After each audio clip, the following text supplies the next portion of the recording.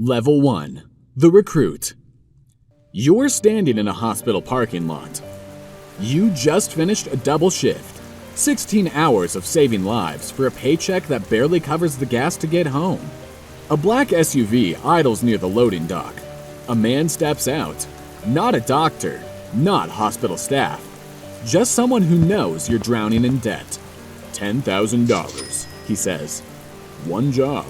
Move a cooler from here to the clinic on 5th. Your bank account has $83. Rent's due in 5 days, and the hospital just announced another round of budget cuts. You're a medical professional who can't afford groceries.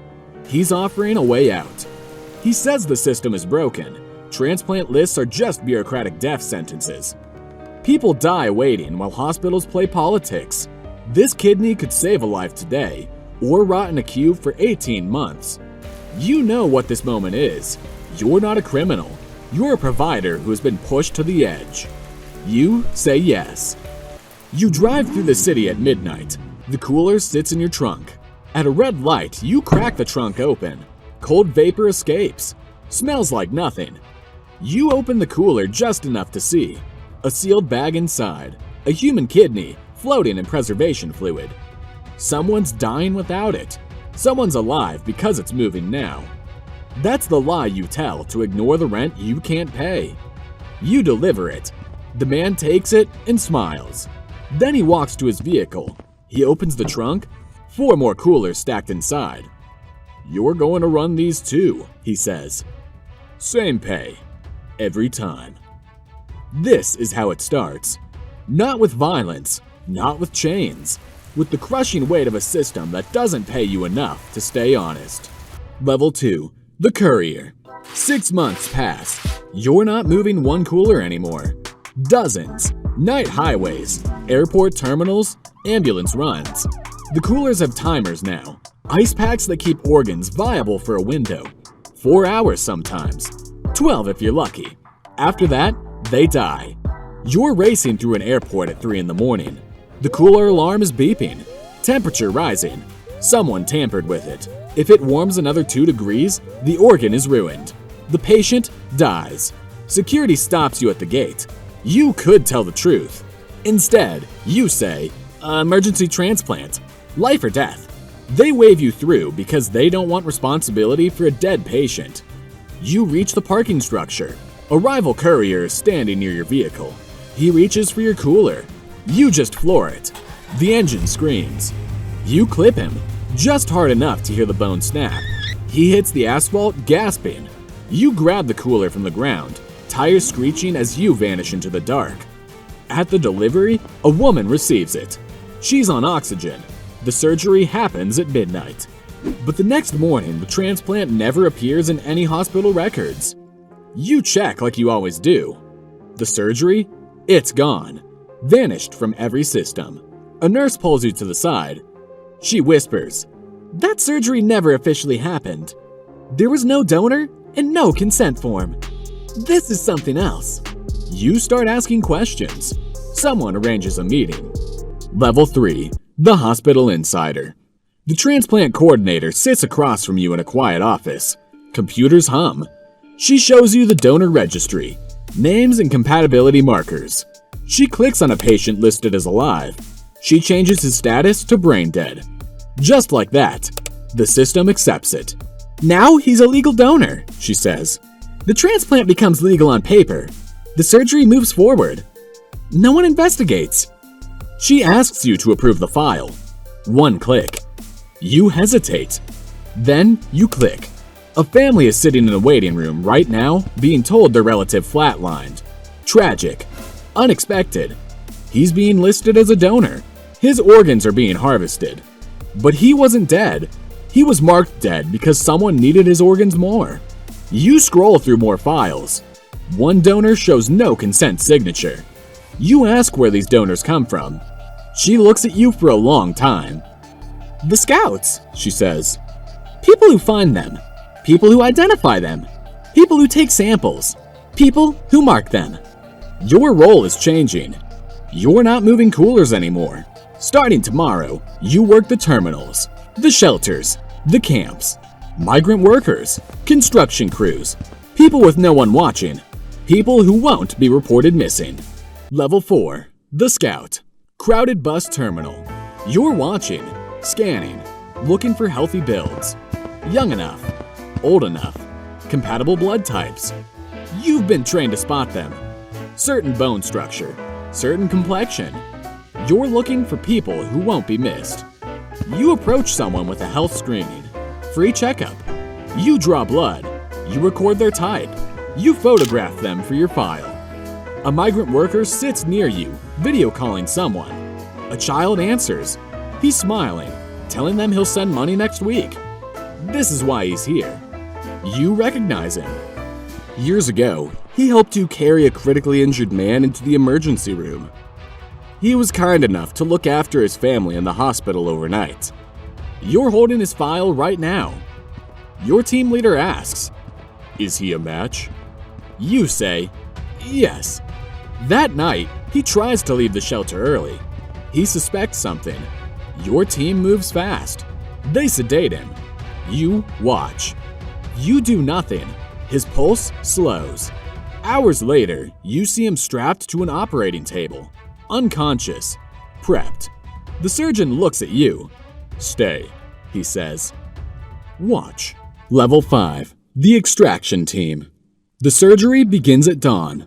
The clinic isn't a hospital. It's a warehouse converted into an operating room. Improvised. You can feel it in the air. Wrong. The donor lies unconscious on the table. You've been trained for this. Hand the surgeon instruments. Monitor vitals. Watch the numbers on the screen. That's your job now. The incision opens. You don't look away. You can't. You hand tools and try to make this medical. Then the monitor spikes. The donor's eyes move behind closed lids. His hand twitches. He's waking. The surgeon shouts, "Sedate him!" You freeze. Another assistant moves fast, injects something into the line. The donor's body goes rigid for 1 second, then loose. The monitor slows. The beeping becomes regular. No one speaks. The surgery continues like nothing happened. Like a person didn't just try to wake. Your hands shake. You keep handing instruments. Your voice stays steady. The surgeon finishes. 2 hours later, you're outside in sunlight. He studies you. "You don't panic," he says. "Most people panic the first time." "Want to learn how to do it?" he asks. "The surgery." "Want to hold the scalpel?" You think about the donor's hand, the twitch, the moment he almost came back. You say yes. Level 6. The Transplant Surgeon. 3 months pass. You're holding the scalpel now. A luxury private hospital. High-tech operating room. Clean, sterile, professional. Your patient is a billionaire. He needs a heart. You perform the transplant. 8 hours later, his family celebrates in the recovery ring. His wife holds his hand. Relief. Her husband lives. You remember the donor, a poor construction worker, young, strong. His heart was perfect. But here's what you tell yourself. You don't want to be a broke medical staff who works endless hours. One billionaire lives. Maybe the donor's family gets money. You don't ask. Your broker calls. "Law enforcement shut down 2 networks this week," he says. 2. They're getting aggressive. You stop thinking about donors. They're not people anymore. Blood type O positive. Kidney, liver, heart, inventory. A billionaire client calls you directly. "I want guaranteed organs," he says. "When I need them. Not waiting lists. I want priority." The only way to guarantee supply is to control the entire system.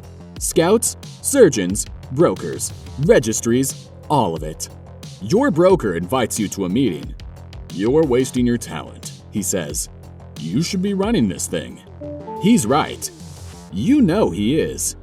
Level 7. The Broker. Now, you coordinate deals between clients and suppliers. Luxury hotel. Encrypted communication. Private jets moving organs across continents. 2 clients bid for a rare liver.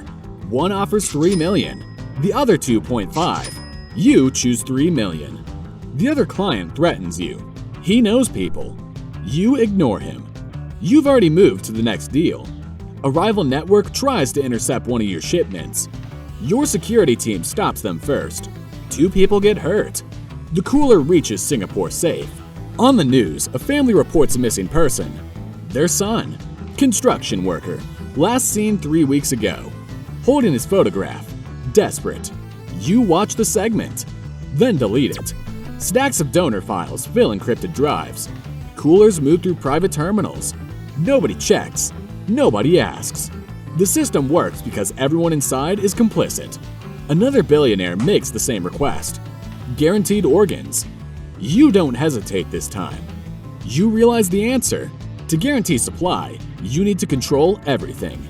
You need a kingpin. Someone above everyone. You are that person now. Level 8. The Kingpin. A year passes. Global Command Center. Digital maps showing organ routes across continents. You approve dozens of surgeries weekly. Recruiters report. Scouts mark targets. Surgeons harvest. Brokers move money. Everything flows through your desk. You've built a machine.